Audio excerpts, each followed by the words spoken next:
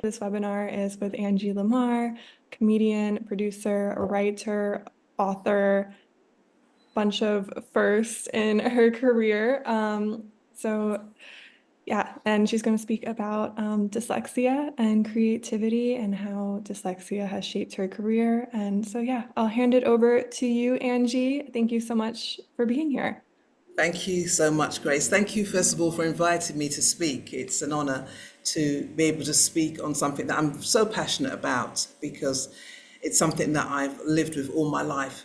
Some of my life I didn't know I was living with it, and when I found out what it was that I had dyslexia, it was something that I had to kind of like work with. So who am I? I'm Angie Lamar. I'm a comedian, I'm a writer, I'm a director, I'm a producer, I'm a talk show host, I'm a mother, I'm a wife, I'm a grandmother, and I'm just happy to be me. And I say all of those things really simply because who are we to think that we should do one thing? I remember growing up, people used to say, jack of all trades, master of none. And I always felt that that was a bit restricted to kind of like do one thing for the whole life, for your whole life. So here I am, started off, getting into social work because when I was growing up, I was kind of like told to get the job, that perfect job, so that you'll be that perfect person. And whilst I loved kind of working with young people at a very young age, I knew that I was going to do something else. Now, if I start with when I was at school, I was the disruptive child. Yes, I was the child that they said to my parents that she'll struggle through life. They didn't know why I would struggle, but they just assumed she's going to struggle through life because she doesn't listen, she doesn't want to, she doesn't do what she's told, and she struggles with just order, and I kind of remember thinking at the time, I just don't get it. I don't get school. I don't understand the restrictions. I don't know why you want us in this space for so long. Why have I got to sit in this class? I mean, I was that child that would just get up in the class and wander around, and the teacher would say, "Will you sit down?" And I think, okay, okay. And when it came to reading, I hated reading. I hated reading because I felt that they were going to pick on me to read. And that's how I saw it. If you told me to read, I felt you were picking on me because I can't read aloud, something that I worked out in school. I used to look at my friends when they used to be reading in class and they would be so articulate. And I think, wow, how do you do that? How do you see the words on the page and just read it? Like I was so blown away by that. Now, when I started to read, the words would, as you would know as a dyslexia, disappear. And I'd get confused, I'd get hot, I'd feel frustrated, and then I got angry and I would lash out. I would be that person that would tell you to shut up. Don't laugh at me. Don't call me stupid, because that's how I felt. And so I would actually get sent out of class. Many afternoons were sat outside my headmistress's office, and she'd be like, what are you doing out here again? And I'd be the little cheeky one that would say, well, what are you always out here as well? You know. And yes, I got suspended from school quite a few times, and I was that excluded child. And it's so sad when I look back on it, I thought they didn't really understand me. There was one teacher, because there's always one teacher in your lifetime that you hold on to, and that was Mr. Woodgate.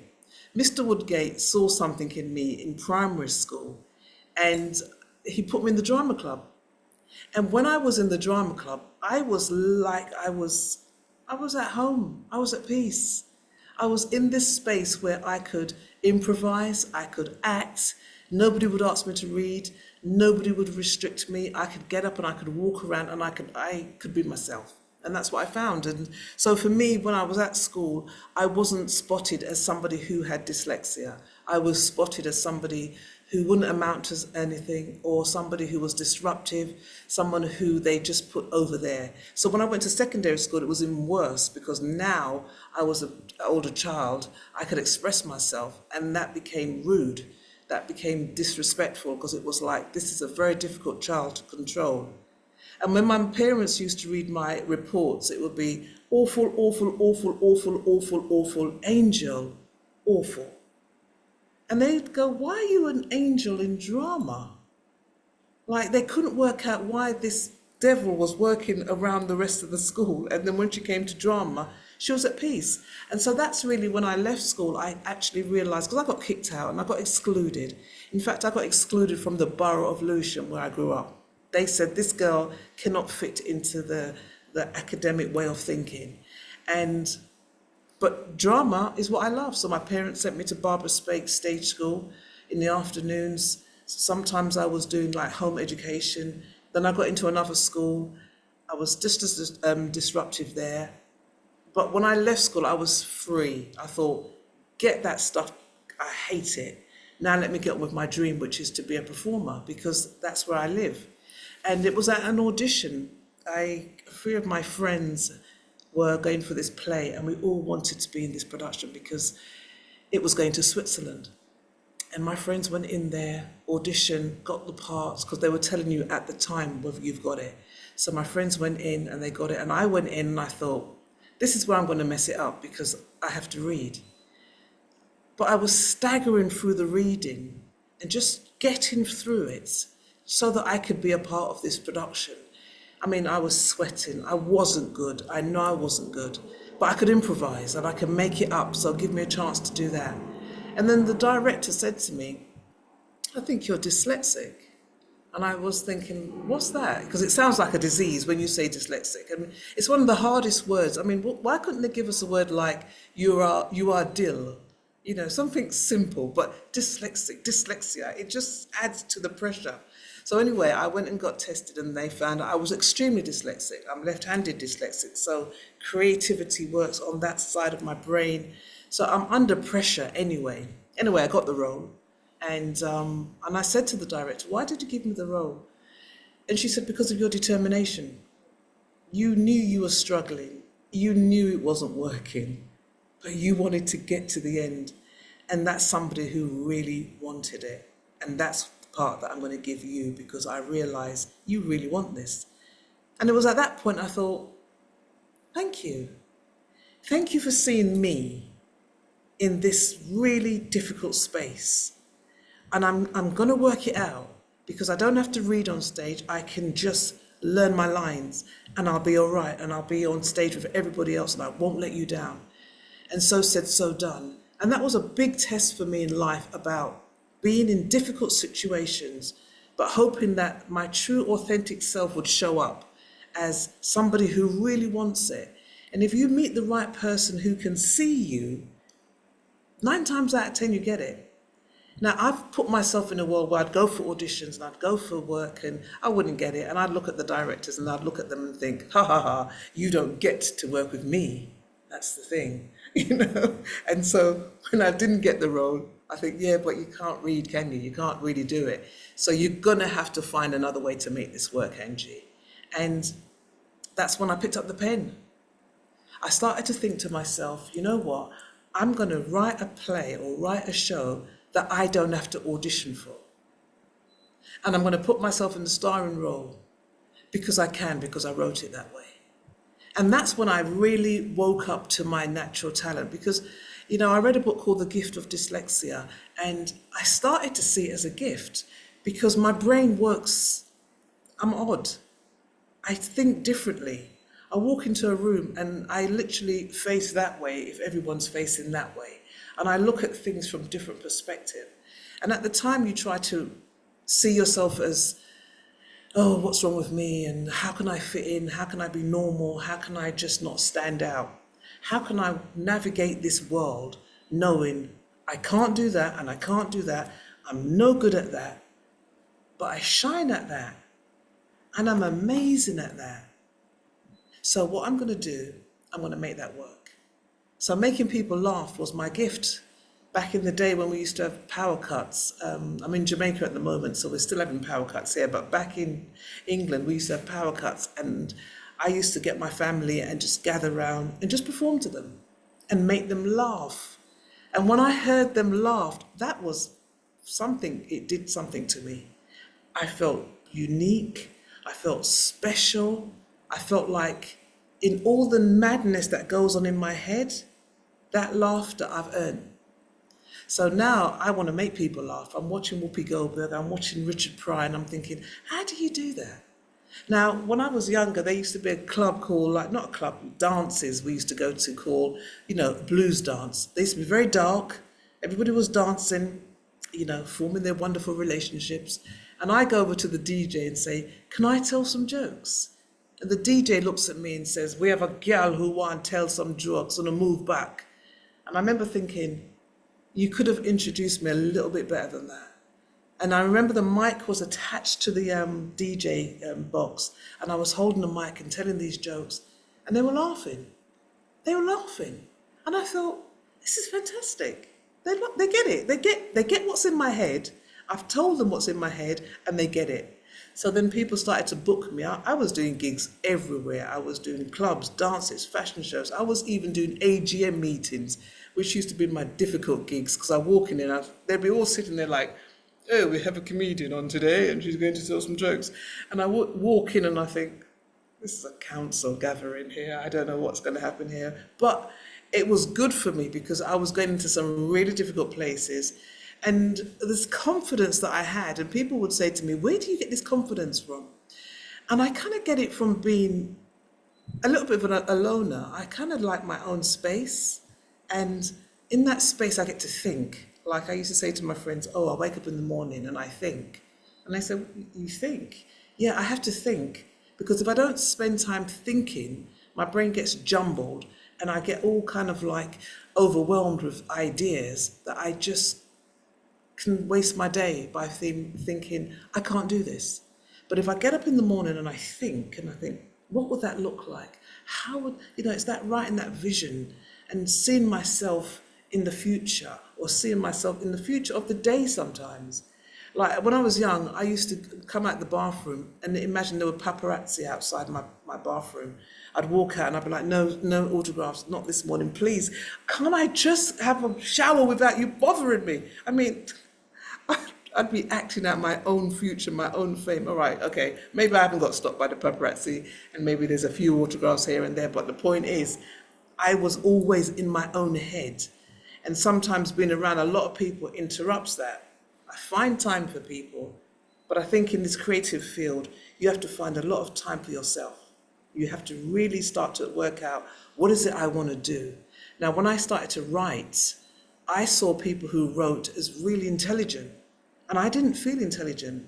The typewriter, the professor, the authors, the people who just go, I just write. And you look at them and you think, that means you must have such brain power. So you don't see yourself as that. And then one day I picked up a paper and I thought, what is it I don't see on television that I'd like to see? I don't see funny black women who are on the edge. So I wrote a play called Funny Black Women on the Edge, a sketch show. And I started to just put my friends in it, and we started to create this wonderful show. And I remember putting the flyer up and putting it on stage and thinking, oh my God, if people actually come to see this, this will be fantastic. Because in my early days, I'd put a show on and people wouldn't come to see it. And I remember there was one show I did and it was like, oh my God, there's no one here. So I was really upset. I thought the black community is not supporting me. Here I am trying to do this thing and they won't come to see my work. And then somebody came to me and said, Angie, there's no dates on your flyer. I went, well, that's not good, is it? That's not good. Right, that's why they didn't come. So there's things I learned by trial and error. But when I wrote Funny Black Women, it was a show that came up as sold out. Every time we've done Funny Black Women on the Edge, for the last 30 years, it was sold out. But that opening night when they came to me and they said, it's sold out, Ange. And I thought, oh my God. And when they left, I was waiting for people to come and say, her writing isn't really up to it, but her heart's there. Because the writing was the thing that was going to hold me up. That was the bit that I was putting on show. Can I write? But the audience was telling me, yes, you can write. Yes, we do love it. We love the way you speak. We love your voice. We love the way you want to tell story. So now I've got to learn how to really write in terms of structure, in terms of setup and plot. And sometimes we naturally have those gifts, But to go and study, to go, do I actually have it? And then you realize, yes, I do. And technically, I know how to work, was a wake up call for me. It kind of like underlined, you do know what you're doing, tick. But what you're doing is natural to you. So don't get into a space where you think, oh, this is really only for them over there. There's some people who are naturally gifted at greatness. They're just good. They walk into the room and they don't even know that they have this thing. And sometimes it's just the confidence. You know, we talk about imposter syndrome and people saying, oh, do you suffer from imposter syndrome? I'm like, never, never have I ever suffered from imposter syndrome. If I'm not supposed to be here, I dare you to tell me that I'm not supposed to be here. Because I bet you're not supposed to be here too. In fact, we're all not supposed to be here. We're just playing at this. And I will always say to people, if you have children, let them do drama classes, because the confidence that that gives your voice and gives your physical presentation, you're used to performing, you're used to talking, you get used to it. And even as adults, I say to adults, go and do a drama club. Go and do it, because it will put you in that voice that somebody might throw on you one day, oh, we need you to speak. And you think, oh, I've never spoken before. And the truth is, you do. You speak every day. You've just never projected it. So that's what drama does for people. You don't have to say, oh, I want to be an actress or a performer, but you get that skill. And that's where I think people who do those amateur dramatics don't necessarily suffer from imposter syndrome, because they're always pretending to be somebody else. And if you get caught out, somebody will say to me, have you ever done this before? And I'll say, just give me a little time, and I'll run away, work out how to do it. And I think, of course I can do that. Because the thing that I haven't done yet is not something I can't do. It's just something I haven't done yet. And that's when I started to trust my confidence. My audience gave me the power to trust myself and trust my creativity, to be able to go, I'm going to write this play. I've written about 10 plays now, because Funny Black Women was the play that I gave the audience to say, do you trust me? They said, yes, we do. Now let me run with it. I don't have to stop. I get it, because the energy of creativity is coming through me. It's coming through my thinking. It's coming through the change that I want to make. Can I make it through a poem? Can I make it through a play? Could I make change through stand-up? Can I be political through those areas? You know, when somebody comes up to you after a show, or they've read something that you've written, and they say, that changed my life. And you go, wow. So stick with this. I used to watch Woman's Hour, listen to Woman's Hour on Radio 4 and think, I'd like to bring that same concept to the Black network. So I went to a station called Choice FM, and I said to the managing director, Patrick Berry, can I have a show? Because he was in the foyer. And he was like, what kind of show? And I went, off the top of my head, coming from my thinking times, I'd like to do a show called Ladies' Room. The room that women can talk in, but everybody else can listen. And actually, when I said it, I went, you know, you have an out-of-body experience where you go, wow, that was good. Oh no, that was good. And I remember thinking to myself, because I go to clubs, and the ladies' room is where women would just talk to each other. Women have a natural thing where they stop you in the toilets and they say, oh, I like your hair, you look really nice. Well, yeah. Then they tell them about your relationship, and, you know, everything's coming all out in the ladies' room. And you think, actually, I don't know your name. What is your name? I know about your hysterectomy and that you're getting divorced, but what's your name? And we have this ability to do that. And I've always had that in my mind, in my thinking space. So the opportunity had come when somebody said to me, what would your show be about? And I thought, the ladies' room, the place where women can talk and men can listen and people can listen. And that was it. I did that for about 4 years, nighttime radio. And then I went to a Saturday morning station. Now, who knows how to do radio until you're doing it? All I know is that I put on that voice that said, hi, you're listening to Angela Mara and Choice 96.9 and 107.1. Because that's what I heard. And then I decided that's what I can do. So I'm not scared to go into spaces to go and put myself in it to create. And that works if you are not scared of rejection. You know, I'm used to rejection. Don't like you, Angie, don't think that works. Okay, well, not this time. And I never used to go away and beat myself up and say, oh, it's because I'm a bad person.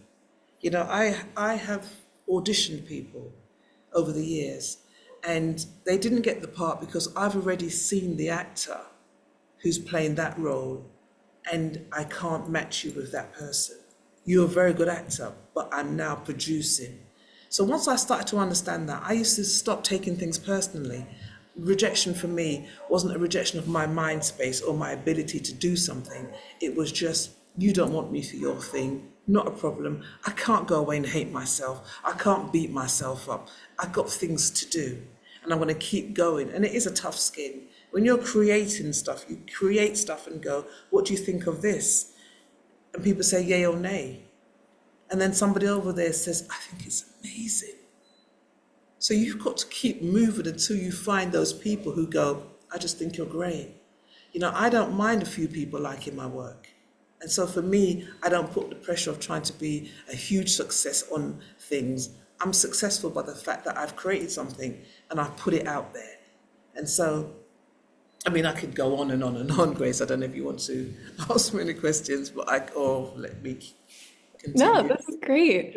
I think I can, yeah, like start with just like some follow-up questions from what you said already. So I guess just to make sure I understand. So you got diagnosed with dyslexia as a child, right? As a teenager, Teenager. Okay, great. And then you talked to, when did you start seeing your dyslexia as a strength? Like when do you think you made that pivot? Or when did you start embracing, or did you always have that confidence? I think when I understood what it was, why, when I read, I understand the words, I can see it, but when I go to read it, it's the worst feeling. You know, I felt this self-loathing of, you can't do this simple thing. You can't take this word that you know how to spell and say it next to this word. That pressure started to make me feel like, oh my God, am I stupid? So it was a case of when I understood it, I started to go, oh, I see. So the way my brain functions, the way the words appear to me, and the way my brain works, it's like it trips up. I used to could look at a page and just scan it and be able to make sense of it just by looking at the page and going from the bottom up and the words all over the place. And I used to think, oh my God, this is weird. But it was a private weird. I wouldn't share that with people. I just look at something and go, oh, I can actually look at the page and know what's been said here. But when it comes to reading, and so when I started to understand what was going on, and then as I was on radio, I interviewed people who were from, you know, dyslexia associations. And a lady said to me once, you know, if you get yellow paper or blue paper and you get your work printed on that, it helps to stabilize the writing. And I ran off to go and get things printed on light blue and yellow paper. And it was like, oh, okay, it does keep it still. And then dyslexia became quite the thing because when I found out I was dyslexia and I found out that Whoopi Goldberg was dyslexic, that was a reason for me to just let the world know. I'm Yeah. dyslexic and so is Whoopi Goldberg. Whoopi and I, Whoopi, my friend Whoopi and I, we're both, so I could hang it on to Whoopi as Yeah. this gift. And then I met Whoopi Goldberg and I said to her, when I found out that you were dyslexic, she's dyslexic, I think, by numbers. But when I found out you were dyslexic, you released me. And so Mhm. that was when I started to talk about it as well, to let other people know that there are people out there who are dyslexic too, who are doing it. So the thing that you think you shouldn't do, you can do it because we're managing it. And sometimes it's quite difficult because you lose a lot of work. I remember I was offered quite a big job on television, and it was going to be on auto cue. So I thought to myself, that's just like the devil's work right there. How are you going to give me words and then move them? Yeah. I wouldn't even start on that job. So Yeah. thank you for the offer, but I can't do it. Why? I'm dyslexic and moving words, doesn't work for me. Yeah. And I won't be able to perfect it. I can't perfect it. I can't. There's work that I can't do. There's names that I can't say that cuts into my work. Because as much as you might say, her name is Ilisiki Aki, and I go, okay, thanks for that. And then I'll go, Iliakis, I I can't do it. What's the point? Yeah. I can't process it, so I can't do that job. Yeah. We have one question from someone, and also for any people watching, feel free to ask questions as well. But I think this ties into like what you were saying about um, going into drama and the how drama allowed you to envision aspects in different ways. But like the question is, why are so many dyslexics emotional and how can we reduce these emotions? But I think maybe it's also why it's, do you notice being as a dyslexic, empathy is probably something that I think is increased as well. Yeah, definitely. I think we know what it feels like to be rejected. We know what that where that hurt goes and what it can do. And so when we're in a position to help, you know, I think we go overboard. You know, we're looking for the black sheep. We're looking for the thing, the person that needs help. You know, I've got so much empathy for things. I mean, sorry you can hear my dogs barking. Don't worry. I've got 10 dogs and 8 puppies. And the minute I have to give away a puppy, I'm like, oh my God, but this puppy sees me as their mother, and I can't just give the puppy away. And although we've got enough land for the dogs, I've now got to the stage where I've got to get the dogs dealt with because I'm getting too attached to them. I'm Mhm. falling in love with them, and it's putting me under pressure. And so I think that there's an emotional thing that goes with it, which is a part of the outside the box. I don't think, you know, people are struggling to get outside the box. I don't think we go in the box. So we're outside all the time. And so that's a lonely place if you can't manage it. And it can be quite emotional because you can't explain it to people. You know, when you're kind of crying inside because I can't get that job and I can't actually tell people why I turned this job down. I've just got to be strong about it and accept that and then just go on and do other things. So there's quite lots of little pain steps that keep happening. And I think if that answers the question about why we get emotional, I think because we know that we don't just fit in. Right. And Oh, sometimes you just want to fit. yeah. Thank you. Another question we had come up is, how do you deal with reading now? Like it used to bother me, but it doesn't. Open dyslexic font works for me, but yeah, how do you find it now? You know, it's trying to say to people that as I get older, I don't get better at reading. In fact, I, I get worse. I can produce work that will allow me, if somebody wants me to do something, I can say, can you send me the script so I can learn it? And then I can present myself on the night. I can't do random things. I can't, so I can look after myself better. I can't read better. It didn't get better as I got older. In fact, when the memory and menopause and all that brain fog kicks in, sometimes I just give up and think, I'm crap, I'm rubbish, I can't do this, you know. And even as technology is moving on, I really have to spend time and go, right, they said do that, and do that. And so it doesn't get better, and I'm not trying to expect it to get better, you know. And once I've accepted that this is what I do, you know, maybe a little touch of ADHD might be sprinkled on top of that as I now look into ADHD, and I think, oh, okay, another gift to make me better. Yeah.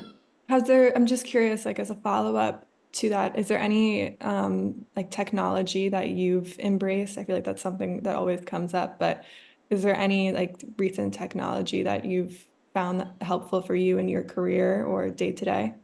Yeah, you know, the dictation of was something that was coming into my mind when I was thinking, oh, I could just dictate it and it'll be all right.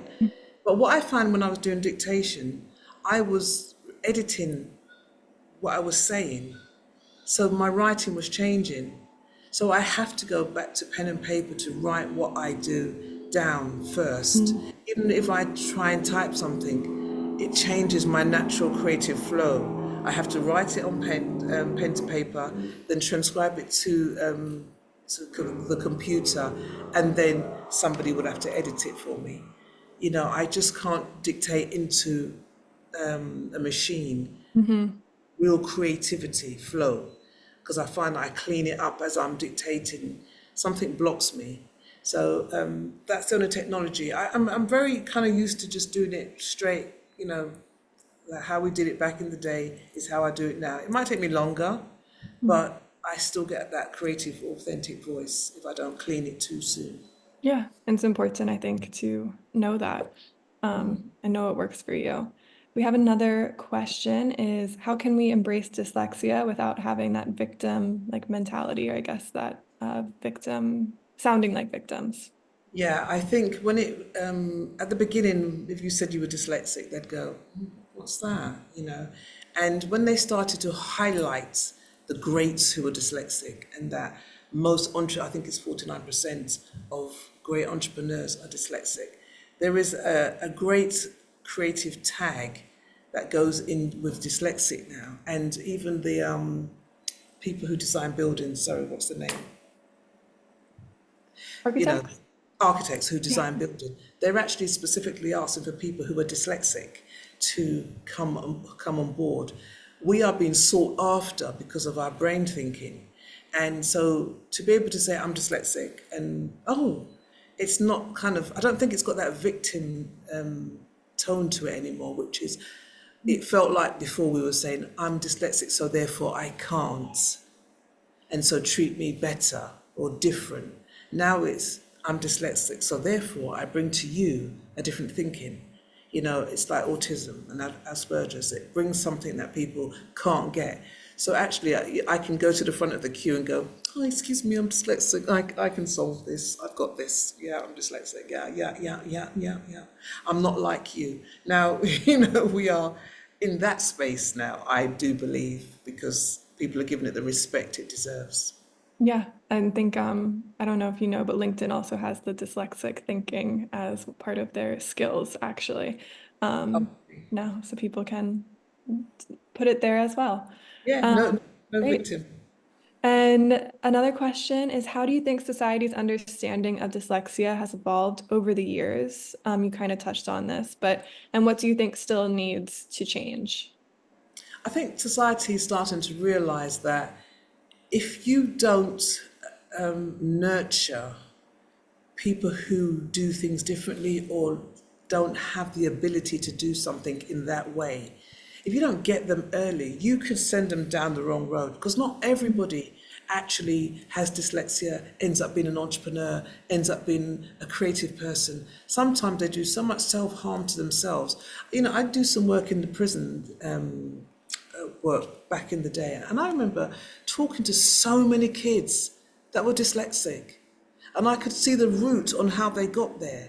They felt stupid, they felt angry, they didn't feel heard, just feel dumb. No one's picking up the fact that they actually are creative people or they're clever people. And so they've gone down that road.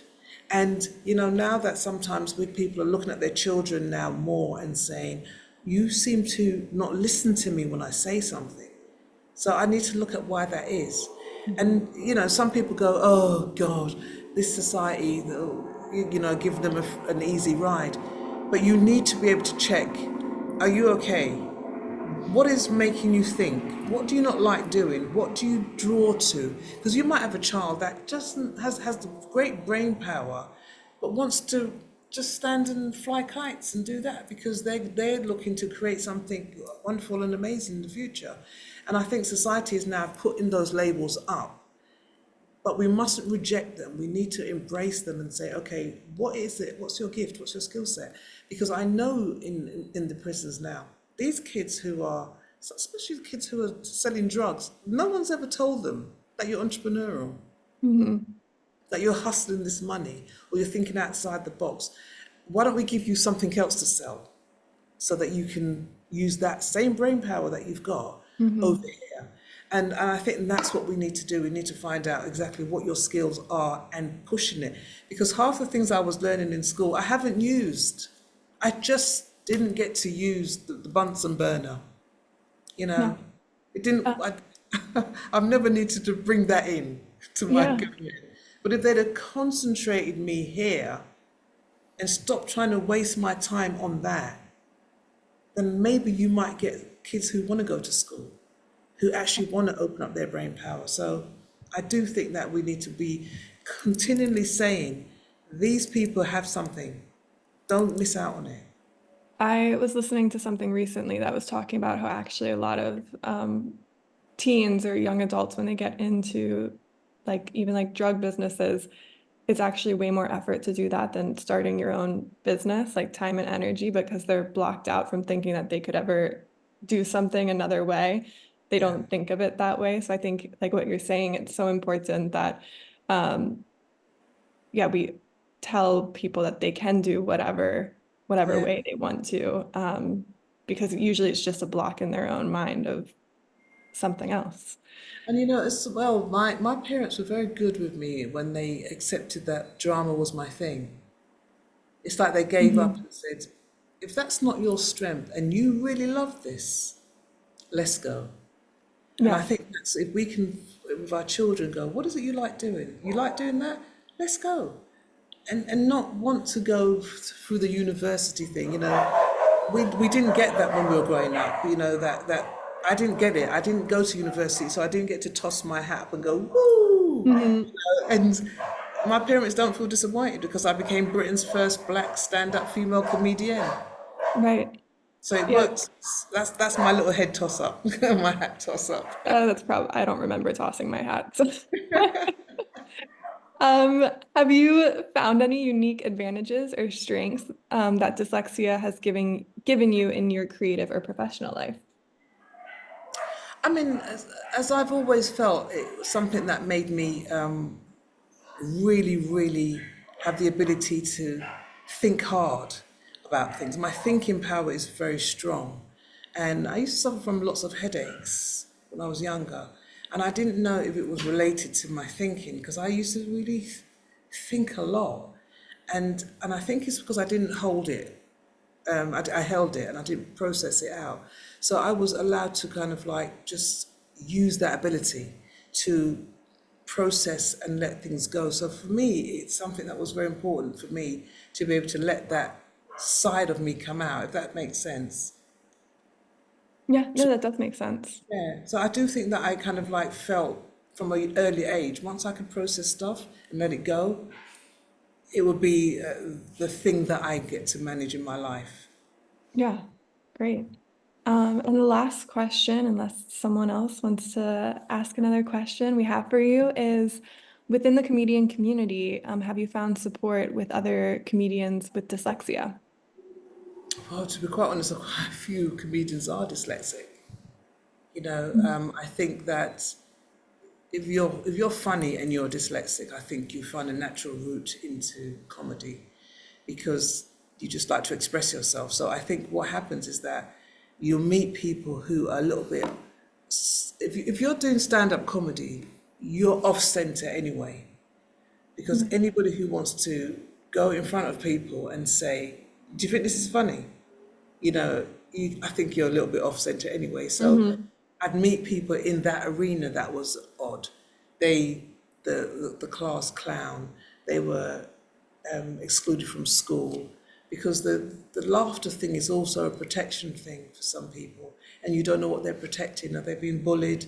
Are they suffering from something that they haven't been diagnosed with? So there's all of those things. So when you do meet them in that space, you're pretty much amongst your own. And although comedians suffer from a very high level of depression because you're more down than you are up because you're creating laughter. You're not laughing. And so once you've made people laugh for like 2 hours, you're now driving home thinking, that was a lot, that was Yeah, hard. And that's why sometimes I stepped away from stand up yeah, because it became depressing. Like, they call it, you know, tears of a clown. And it's true because you go down quite heavily and you look at someone like Robin Williams and that spiral. If you don't diversify and become a writer and become a producer and become all those different things, mm, the stand-up thing alone is, I would call it a dark corridor yeah. No, with the thanks for odd lights here and there. yeah. No, thanks for sharing that. We had another question come in. So what do you think are the particular challenges of being Black and neurodiverse? I think for me, it's, we've got a lot of light on us since George Floyd. And that death did a lot of things for the black community because it meant that you could go, actually, there's a problem. And it's not just this problem, it's this problem. And I'm suffering here as well. Being black, it's not just that. People think, oh, it's because I'm black, and I go, no, no, no. It's because I've got this other thing that I'm dealing with as well. You think I'm dealing with that, but I'm actually dealing with this. And once I can get that bit out of the way, I can actually say to you, this is an issue for me, and we need to discuss it because you are losing people.